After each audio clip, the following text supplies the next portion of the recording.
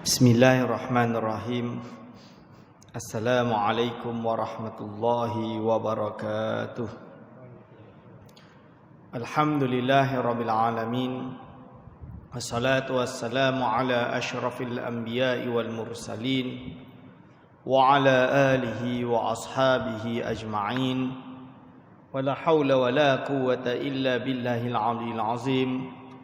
Allahumma la sahla illa ma ja'altahu sahla wa anta taj'alu hazana idza syi'ta sahla. Rabbi shrah li sadri wa yassir li amri wahlul 'uqdatam min lisani yafqahu qawli, amma ba'd. Pada yang terhormat Tuan Nazim Masjid At-Taqwa yang saya hormati, pada segenap asatizah, para alim ulama, para a'immah di masjid yang mulia ini, wabil khusus kepada segenap hadirin wal hadirat hafizakumullah. Alhamdulillah, kita bersyukur kepada Allah Subhanahu wa taala kerana pada malam yang mulia ini dapat bersama-sama melaksanakan solat jamaah maghrib dengan harapan segala ibadah kita menjadi ibadah yang mutakabbalah, yang diterima oleh Allah Subhanahu wa taala. Selawat dan salam dicurahkan kepada junjungan besar baginda Nabi Muhammad sallallahu alaihi wasallam, kerana syafaat uzma baginda lah kita semua berharap di akhirat kelak. Hadirin wal hadirat hafizakumullah. InsyaAllah kita meneruskan pengajian kita kitab Al-Aqidah atau Aqidati Ahlil Iman karangan Asy-Syaikh Abdul Qadir Al-Fasil Fihri, yang mana sekarang kita berada pada muka surat 9, yaitu fahuwa khaliqul khalqi wa khaliqu a'malihim wa harakatihim wa sakanatihim.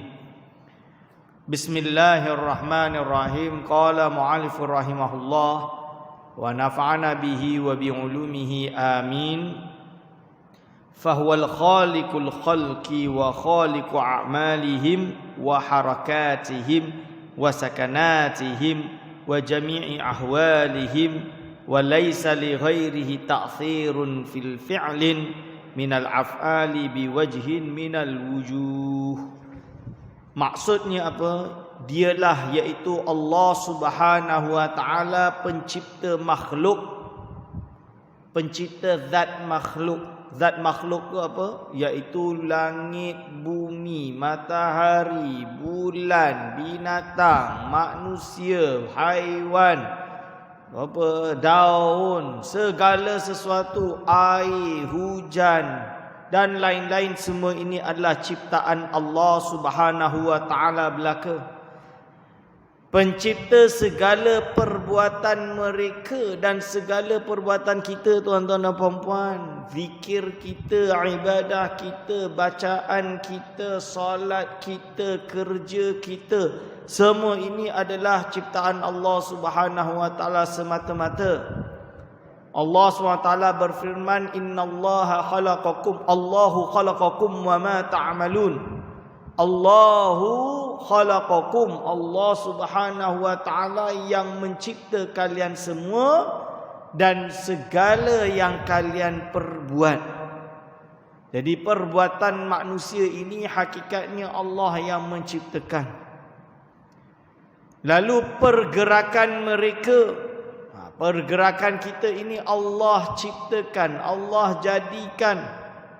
Diam mereka dan segala tingkah laku mereka, segala tingkah laku kita semua ini adalah ciptaan Allah. Oleh sebab itu kita jangan mengkufuri nikmat Allah Subhanahu wa taala. Kita dah dapat hidayah, boleh berada dalam masjid ini melakukan ibadah, kita jangan kufur nikmat. Kita mensyukuri nikmat Allah Subhanahu wa taala dengan menambahkan ibadah kita kepada Allah Subhanahu wa taala. La in syakartum la azidannakum la in kafartum inna adzabi lasyadid. Ini. Jadi maksud dia apa? Kalau kalian semua ini bersyukur, Allah tambah lagi. Apa susahnya? Ibadah. Kita dah diizinkan untuk bekerja, dapat bekerja, mendapat ma'isyah, mendapat rezeki, boleh hidup di dunia ini dengan sedap dan mewah. Lengkap segalanya. La in kafartum, kalau kita mengkufuri, inna azabi lasyadid. Azab Allah SWT semakin banyak, semakin syadid. Syadid itu sangat-sangat perih. Tapi la in kafartum yang awal tadi, la azidannakum. Allah SWT menambah lagi, menambahkan nikmat tersebut. Kalau tak dirasakan di dunia ini, di akhirat itu pasti. Ini dia tuan-tuan dan puan-puan. Jadi mengetahui segala tingkah laku ini semuanya ciptaan Allah. Tidak ada bagi selainnya, maksudnya selain Allah, yang dapat memberi kesan dalam mana-mana perbuatan manusia dengan apapun bentuk sama sekali. Jadi yang dapat memberi kesan dalam mana-mana perbuatan mereka dengan apapun bentuk sama sekali, tidak ada selain Allah SWT yang dapat memberi kesan. Ini akidah yang benar. Jadi kita tahu bahawa di alam ini segala sesuatu itu kembali kepada Allah. Maksud dia macam mana? Tidak ada selain Allah yang dapat memberi kesan. Ni saya bacakan ibarat yang panjang ini. Wa ma yujadu minal athari inda iktirani ba'dil asya'i bi ba'din kawujudil ihraqi inda mumasatin nari lil hatabi. Apa yang terdapat pada kesan ketika terjadi kebersamaan sehingga sesuatu dengan sebahagian yang lain, misalnya wujudnya pembakaran ketika api menyentuh kayu. Maksud dia apa? Maksud dikatakan muallif ini, iaitu hukum fizik yang kita belajar.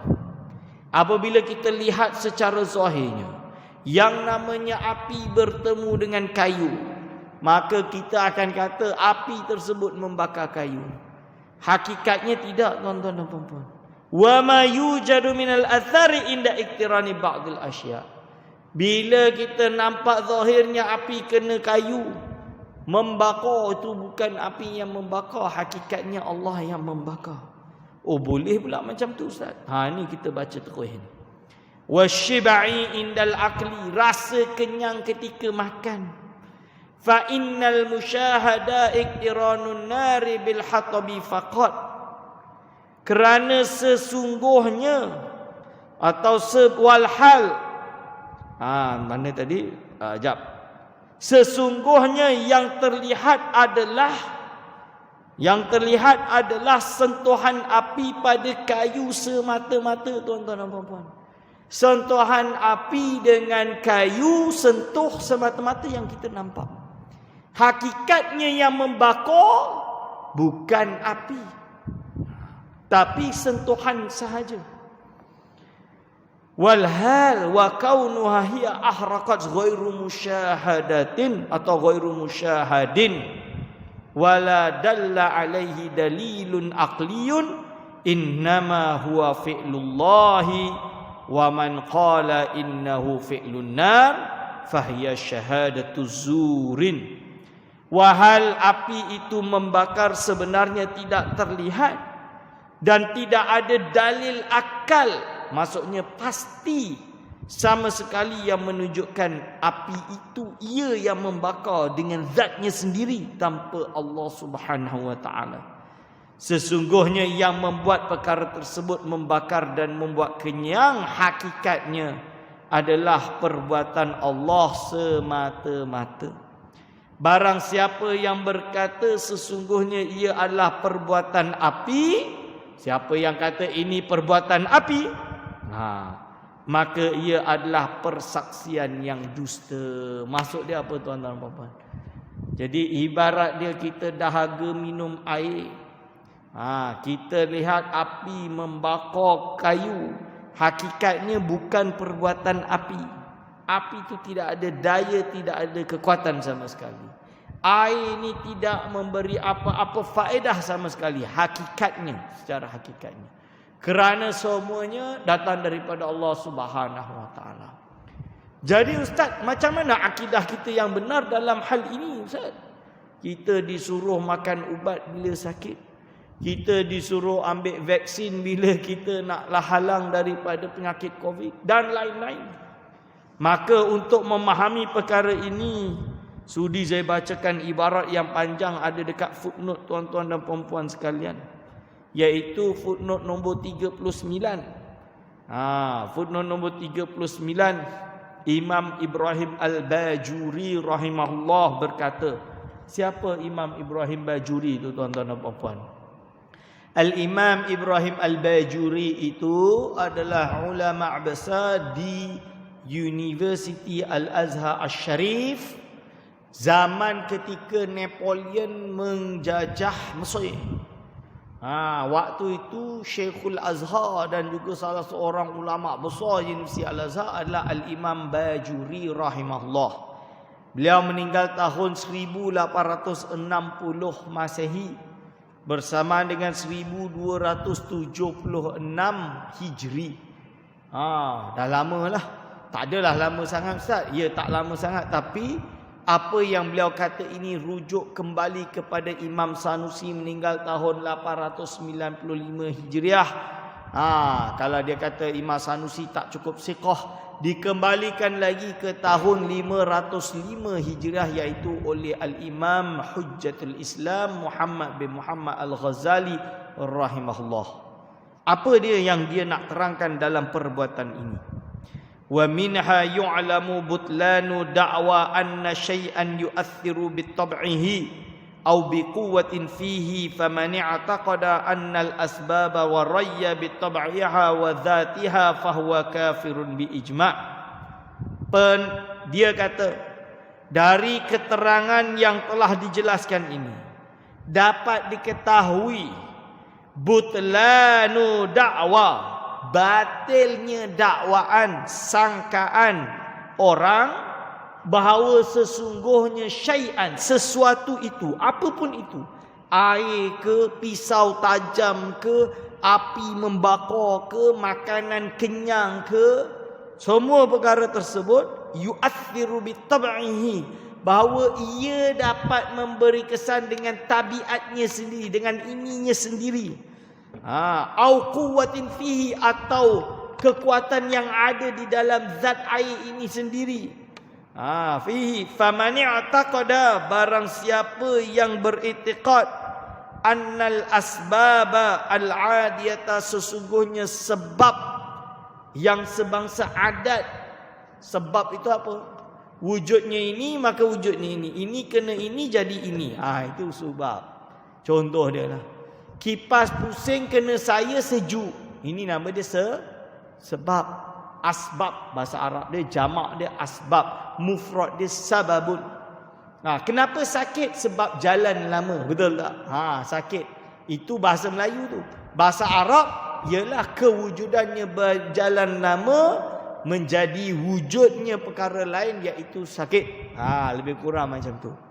Lalu dia kata, sesungguhnya asbab, sebab-sebab yang bersifat adat ini, kanari, seperti api membakar, wasikini, seperti pisau, wal akli, seperti makan, wasyurbi, seperti minum, tu'athiru fi musabbabatiha, kalau diiktikadkan bahawa semua perkara tadi dapat memberi kesan kepada musabbabatiha, pada perkara yang dikenakan, kepada benda yang diefekkan.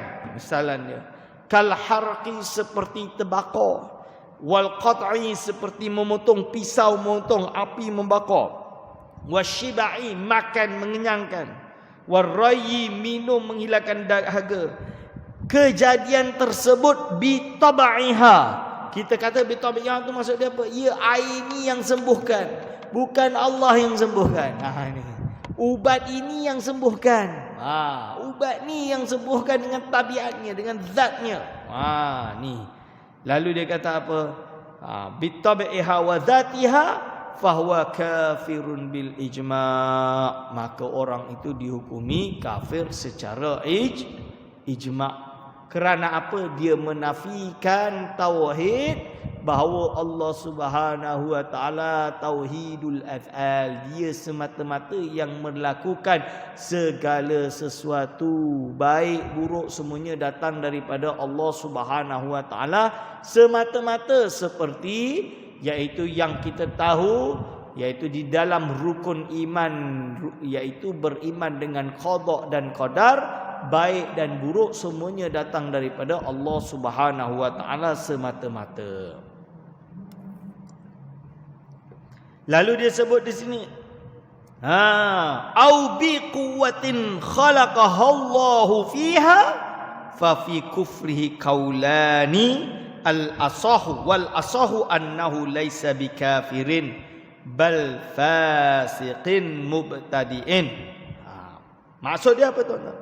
Atau kalau dia beriktikad bahawa Allah menjadikan suatu fakulti, suatu kekuatan, suatu anasir yang mana Allah letakkan pada air ini supaya air ini boleh menghilangkan dahaga, maka dalam hal orang yang iktikad seperti ini jatuh kufur atau tidak, ada dua pendapat. Pendapat al-asah yang lebih sahih, annahu laisa bikafirin, fulan tersebut tidak dihukumi kafir, malah dia itu hanya fasik mubtadi. Ustaz, Allah bagi kuasaan pada air ini untuk hilangkan dahaga. Salah iktikad seperti itu. Pun salah Ustaz, salah. Dikatakan di sini tak jatuh kufur lah. Tapi yang asah, orang dia tu fasik mubtadi' lah, sesat lah. Itu dia tuan-tuan dan puan-puan, sesat dihukumi. Wa mislu qailin bidzalika al-mu'tazilatu al-qailuna bi anna al-'abda yakhluqu af'ala nafsihi al-ikhtiyariyah bi qudratin khalaqaha Allahu fihi fal asahu adamu kufrihim. Ini. Kenapa dia jatuh sesat tuan-tuan dan puan-puan? Wa mislu qailina, kerana dia seperti orang yang berpendapat dengan perkara tersebut, iaitu golongan Mu'tazilah. Mu'tazilah sesat ke tak sesat? Sesat. Kenapa Mu'tazilah sesat? Kerana Mu'tazilah juga berkata bahawa sesungguhnya seorang hamba, dia yang menciptakan perbuatannya sendiri yang ikhtiariyah dengan kudrah yang Allah ciptakan padanya. Maksud dia, menurut golongan Mu'tazilah, manusia ini mencipta perbuatan dia sendiri, bukan Allah. Allah tak intervene perbuatan dia. Kerana apa? Menurut golongan Mu'tazilah, takut nanti kalau fulan tersebut berbuat maksiat, berarti Allah ini zalim, yang buatkan maksiat itu Allah SWT jadikan, lepas tu Allah SWT mengazab orang tersebut. Mu'tazilah berpandangan seperti itu. Dan ini sesat lagi menyesatkan tuan-tuan. Kerana apa? Baik, buruk dan segala sesuatu itu datang daripada Allah Subhanahu wa ta'ala. Allahu khalaqakum wa ma ta'amalun. Allah mencipta kalian semua dan segala yang kalian perbuat. Tapi jatuh kufur ke tidak? Fal asahu adamu kufrihim. Yang lebih asah, mereka tidak jatuh kufur tuan-tuan. Jadi dia tidak jatuh kufur kerana ini. Tapi sesatlah. Sebab itu ulama ahli sunnah wal jamaah yang sahih berpendapat bahawa golongan Mu'tazilah tidak kufur. Mereka tidak kufur, tapi mereka ahlul bid'ah. Ini dia. Lalu disebut wa man i'taqada anna al-mu'aththira huwa Allah lakin ja'ala bainal asbabi wa musabbabatiha talazuman aqliyan bihaitsu la yasihhu takhallufuha fahuwa jahilun wa rubbama jarrahu dzalika ilal kufri fa innahu qad yunkirul mu'jizatil anbiya dikauniha ala khilafil 'adah. Apa maksud dia tuan-tuan dan puan-puan? Disebut di sini, akan tapi barang siapa beriktikad sesungguhnya yang memberi kesan itu adalah Allah, akan tetapi Allah Subhanahu wa taala menjadikan antara sebab musabbab, api kena kayu terbakar, sebab musabbab ini talazuman aklian, suatu perkara yang lazim, yang secara akli, iaitu tidak mungkin ditolak. Bihaitsu la yasikhu takhallufuha, dengan sekira tidak mungkin bercanggah. Api kena kertas mesti terbakarnya, mesti takkan tak terbakar, mesti terbakarnya. Maka jawapan dia, orang seperti ini jahilun. Ustaz, orang macam ni pun jahil? Ya, menurut ulama ni. Kenapa jahil, tuan-tuan dan puan-puan? Kita kena faham. Kerana apa? Kerana dia macam ni. Kalau kita nak ibaratkan, orang ini dia akan kata yang namanya api jumpa kertas mesti membakar. Api jumpa tangan kita mesti terbakar. Betul ke tak, tuan-tuan? Akan tetapi bila dia kata pasti itu mungkin tak dapat dielak lah, mesti terjadilah kan. Maksud dia pasti. Macam mana dengan Nabi Ibrahim alaihissalam masuk ke dalam api. Api menjadi sejuk, disaksikan oleh Allah SWT di dalam ayat Al-Quran. Ini macam mana? Jawapan dia, ulama kata, tak bolehlah kita kata bahawa sebab musabab ini mesti berlaku secara pasti. Tak boleh. Kerana apa? Ada saja orang yang mencari-cari adat. Pisau melukakan. Memanglah pisau. Cuba kita ambil, kita letak kat sini. Bukan pisau, kaca. Kaca pecah, tajam tu. Kita cucukkan lidah kita, terbakar, terluka tak? Mesti terluka. Mesti itu secara adat sahaja. Maksud secara adat, kalau Allah nak jadikan dia tak luka, boleh tak? Kenapa tak boleh? Boleh. Sebab itu kita jumpa. Saya ada kawan yang saya kata tu, dia makan kaca pun tak berdarah. Sebab dah memang biasa buat benda tu. Dia makan kaca pun tak berdarah. Tak ada apa-apa. Mana orang makan kaca, Ustaz? Saya tengok dengan mata saya sendiri. Maka ini dikatakan oleh ulama sebagai perkara yang mencari adat. Okey. Lalu dikatakan di sini fal asahu adamu kufrihim. Fahuwa jahilun rubbama jarrahu dzalika ilal kufri. Kenapa? Mungkin saja i'tikad seperti ini dapat membawa pemegang i'tikad itu kepada kekufuran. Kerana apa? Kerana dia qad yunkiru mu'jizatil anbiya. Mungkin dia akan mengingkari mukjizat para nabi. Seperti kita tengok anak muda kita hari ini pergi sekolah. Pergi sekolah yang tidak mendapat bimbingan agama. Bila kita sebut jin, dia kata betul ke ada jin? Tak percaya ada jin. Cerita Aladin adalah jin. Tu. Hari ini orang muda kita boleh pula cakap bahawa dia kata dia tak percaya kisah-kisah Nabi boleh belah laut. Boleh turunkan makanan dari langit. Kenapa Nabi Muhammad tak ada pun nampak dalam sejarah dia buat macam tu. Padahal Nabi Muhammad buat yang lebih hebat, tuan-tuan. Dalam perang Khandaq, kisah perang Khandaq tu masya-Allah. Jadi umat Islam kena siege. Siege tu apa? Dikepung. Tak boleh keluar dah. Kerana apa? Kerana Salman Al-Farisi menganjurkan, mensaran kepada Rasulullah SAW untuk mengorek longkang yang dalam. Seukuran kalau orang lompat tak boleh lepas. Dekat bawah tak boleh naik. Lebih kurang macam tu, tuan-tuan dan puan-puan. Kalau dia pergi terjun ke bawah tu, umat Islam panah dia habis. Dah tak boleh hidup dah. Contoh dia. Dari sini, tuan-tuan dan puan-puan, apa kisahnya, iaitu baginda Nabi Muhammad sallallahu alaihi wasallam ketika di siege, ketika tak boleh keluar daripada Madinah, maka apa yang terjadi? Rasulullah SAW ni Madinah tak ada makanan dah bankrupt, dah lapar dah. Kisah dia ada seorang ni, dia cinta Rasulullah SAW, seorang Ansar ni. Maka isinya kata dia ada seekor anak kambing dah kena sembelih dah. Anak-anak kecil lagi dah kena sembelih dah kambing tu. Sebab dia tak ada makanan. Aku sembelih ni, aku masak ni, kau bagi ke Rasulullah sallallahu alaihi wasallam dan kau saja makan. Tak cukup. Tak cukup.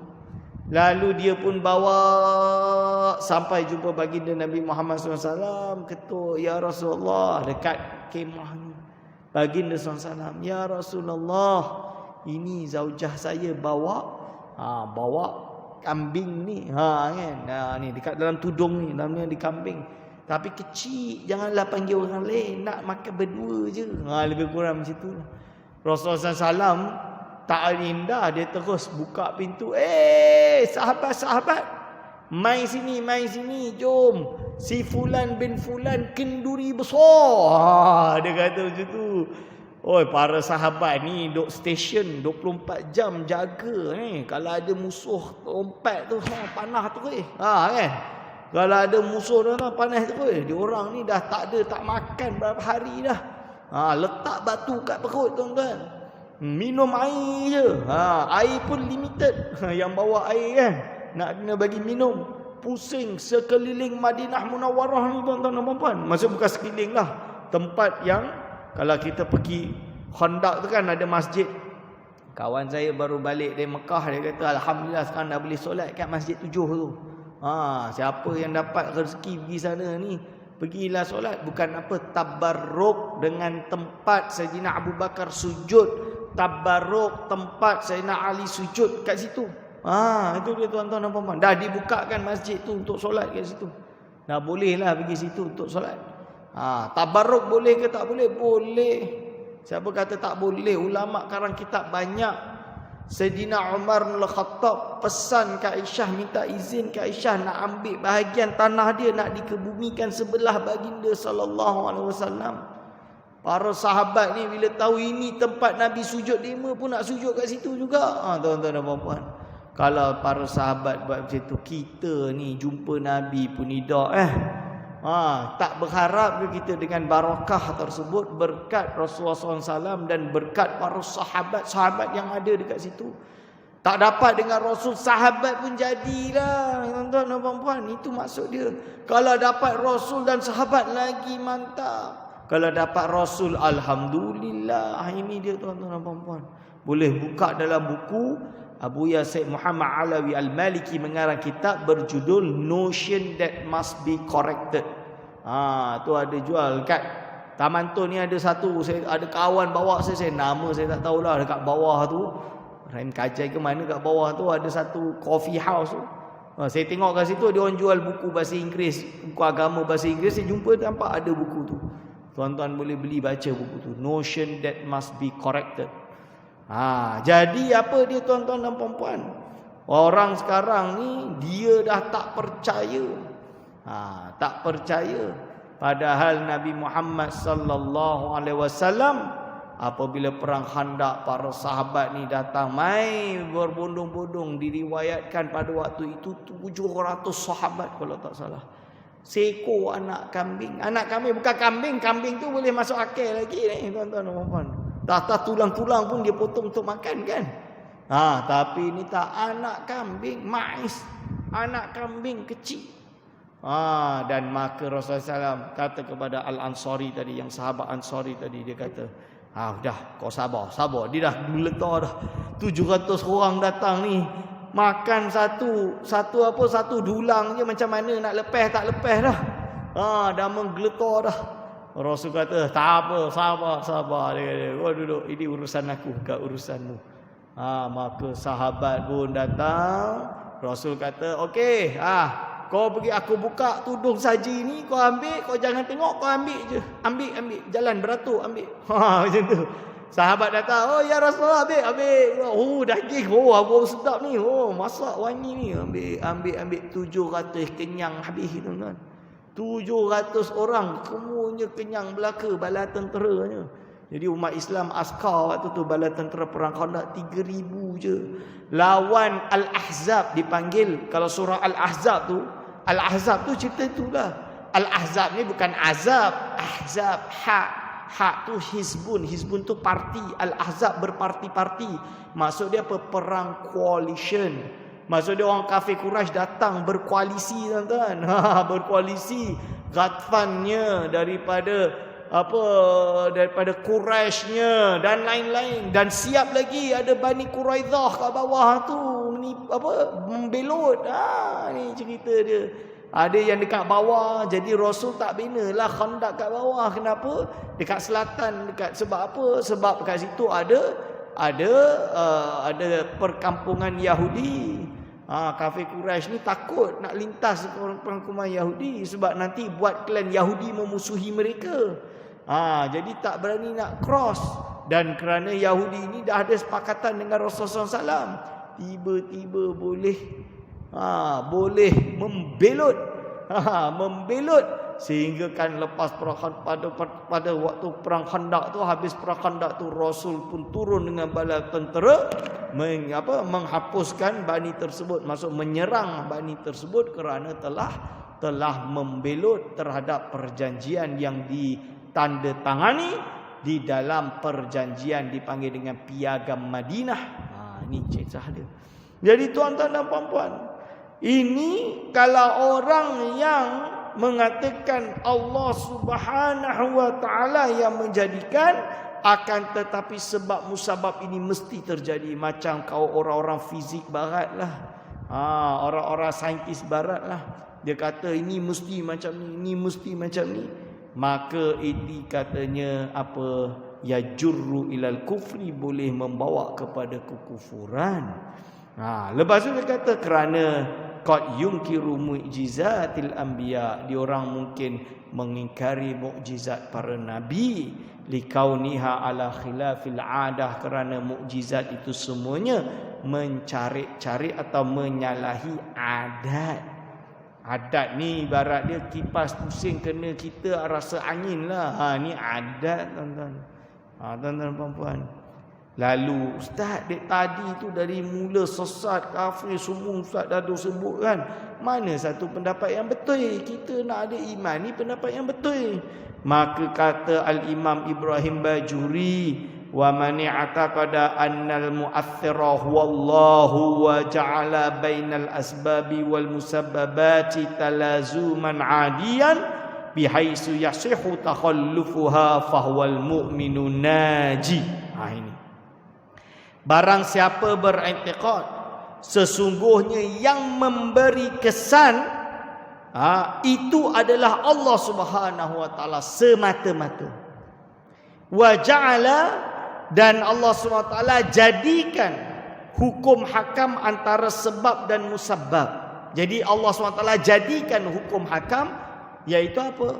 Minum air ni Allah jadikan menjadi sebab musabab menghilangkan dahaga. Hakikatnya Allah yang melakukannya. Dan talazuman aklian, perkara tersebut terjadi kerana ada talazum, ada keterkaitan. Talazum tadi bersifat adian, iaitu sebangsa hukum adat sahaja. Maksud hukum adat sahaja, kebahasaan yang kita nampak sahaja. Bihaisu yasihu takhallufuha, dengan sekira boleh je dia tak terjadi. Sebab itu kita jangan taksub sangat. Makan ubat ni mesti sembuh. Mana ada tuan-tuan dan puan-puan, mesti sembuh dia kata. Hakikatnya bukan. Yang sembuhkan itu Allah SWT. Kalau Allah tak izinkan, tak jadikan, tak jadilah sembuh tuan-tuan dan puan-puan. Bihaisu yasihu takhallufuha fahuwal mu'minun naji, maka orang tersebutlah orang yang beriman yang selamat di akhirat kelak insyaallahu taala. Fal farqu, maka perbezaan empat keadaan ini, arbaatun, fal farqu fi dzalika arbaatun kama yu'khadhu, seperti yang diambil daripada kitab-kitab Imam Sanusi, seperti yang diambil daripada kitab-kitab Imam Sanusi. Tengok, ini Imam Ibrahim Bajuri dah khabar dah, dinukil dari kitab Imam Sanusi. Imam Sanusi dah khabar dah, ni juga kembali kepada Imam Al-Ghazali. Imam Ghazali dah khabar dah, ini semua kembali kepada Rasulullah sallallahu alaihi wasallam berdasarkan nas-nas yang jelas. Allahu khalaqakum wa ma ta'malun. Qada dan qadar baik dan buruk semuanya datang daripada Allah SWT. Dan tidak ada yang ada hadis dalam ayat Al-Quran, bukanlah yang membaling itu di mereka yang baling, walakin Allah Subhanahu wa taala yang membaling, kan? Itu ayat tersebut. Itu semua dalil menunjukkan segala sesuatu yang ada di alam ini semuanya kembali kepada Allah Subhanahu wa taala. Jadi ustaz, kalau macam tu saya tak payah vaksin lah. Saya tak payah makan ubat nah. Contoh dia, jawab dia bukan macam tu. Kalau kita tak ambil vaksin, nanti kita tidak ada sebab musabab untuk melindungi diri kita. Lebih kurang macam tu lah. Walaupun hakikatnya kita tahu yang memberikan madarat, memberikan kesembuhan itu Allah Subhanahu Wa Taala. Seperti halnya kejahilan orang. Kalau dia tak nak, kan contoh dia kan, dia malas, semua benda malas. Bukan dia malas, dia kata tak ada ni Allah yang jadikan, semua Allah jadikan. Lalu dia tidak mahu ada usaha, maka ibaratnya dia duduk, ada makanan kat depan, kita ikat tangannya. Kau jangan ambil, jangan ambil makan, aku lapar nak makan. Tak boleh. Sebab apa? Yang kenyangkan engkau Allah SWT bukan makanan. Nanti dia mati kebuluran lah kan. Tuan-tuan dan puan-puan. Ini contoh dia. Berarti dia tetap kena ada usaha zahir untuk angkat dan minum, untuk angkat makan, untuk ambil perlindungan diri, batuk minum ubat dan lain-lain. Nak pergi jalan kena berjalan dan lain-lain. Jadi tetap dia kena lakukan, cuma dia sandarkan perkara itu berbalik atau kembali kepada Allah Subhanahu Wa Taala semata-mata. Dari sini kita dah fahamlah hukum hakam yang kita duk bahas, duk gaduh ni tentang apa, minum ubat, makan ubat, ambil vaksin, makan tengah hari, makan malam dan lain-lain, semua kembali pusing pada benda yang sama tuan-tuan dan puan-puan. Maksud dia apa? Kita buat kerana hukum zahir menuntut seperti itu. Ia dipanggil dengan sebab musabab yang Allah SWT takdirkan dan jadikan. Walau bagaimanapun kita i'tiqad dalam hati kita, hakikatnya yang menjadikan itu hanya semata-mata Allah Subhanahu Wa Taala. Barulah akidah kita itu benar dalam bab ini, kan?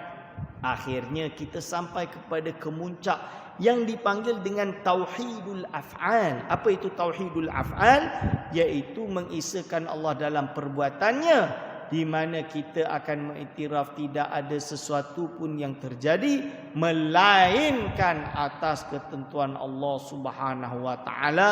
Maka kita tak perlu nak sombong, kita tak perlu nak takabur. Kita solat anggap aku yang hebat, rajin solat. Bukan, tuan-tuan dan puan-puan. Kalau Allah tak jadikan kalian solat, kita tidak solat, tuan-tuan dan puan-puan. Ini dia.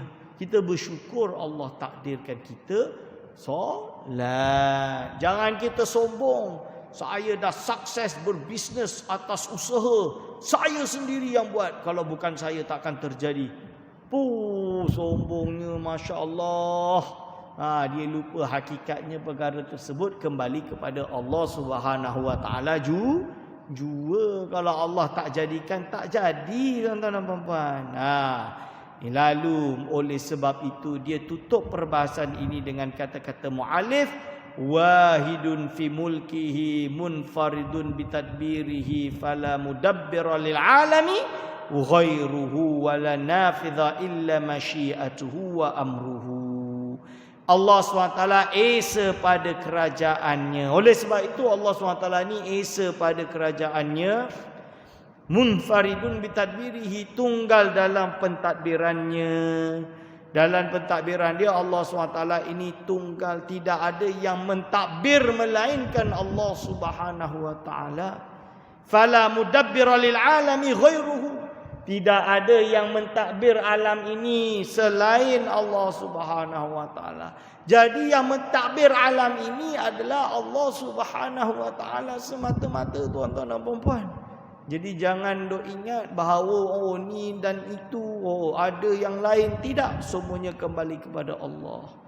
Apabila terjadi musibah kepada kita, banjirnya, apanya dan lain-lain, kita semua iktikad bahawa semua ini adalah ketentuan Allah Subhanahu Wa Taala semata-mata. Fala mudabbira lil alami ghairuhu wala nafidha illa masyiatuhu wa amruhu. Dan tidak ada yang dapat menunaikan sesuatu sama sekali kecuali dengan masyiatuhu, kehendaknya, wa amru, dan atas perintahnya. Jadi semua itu atas kehendak dan perintah Allah Subhanahu wa taala. Tidak akan terjadi melainkan atas ketentuan Allah SWT.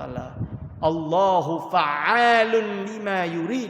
Allah SWT ini maha melakukan segala apa yang ia kehendaki, tuan-tuan dan puan-puan. Ini yang dipanggil dengan, iaitu apa? Tauhid. Tauhid ada 3. Tauhid pada zat, tauhid pada sifat, tauhid pada af'al, perbuatan Allah. Ini adalah yang dimaksud dengan tauhidul af'al yang terakhir itu. Tauhidul af'al, mengesakan perbuatan Allah Subhanahu wa taala. Jadi jangan kita jadi orang ta'assub di kalangan ahli fizik. Ahli fizik kata fizik law tu mesti macam tu, tak mungkin tak macam tu. Kita kata tak, kalau Allah SWT menghendaki dia tak berjadi. Maka kita boleh tengok macam mana pisau tidak menusuk, macam mana orang makan banyak tak kenyang. Semuanya adalah ketentuan Allah Subhanahu wa taala. Baik, insya-Allah kerana waktu pun dah nak habis tuan-tuan dan puan-puan, insya-Allah kita jumpa lagi pada bulan hadapan. Aqulu qauli hadza astaghfirullah li wa lakum. Wassalamualaikum warahmatullahi wabarakatuh.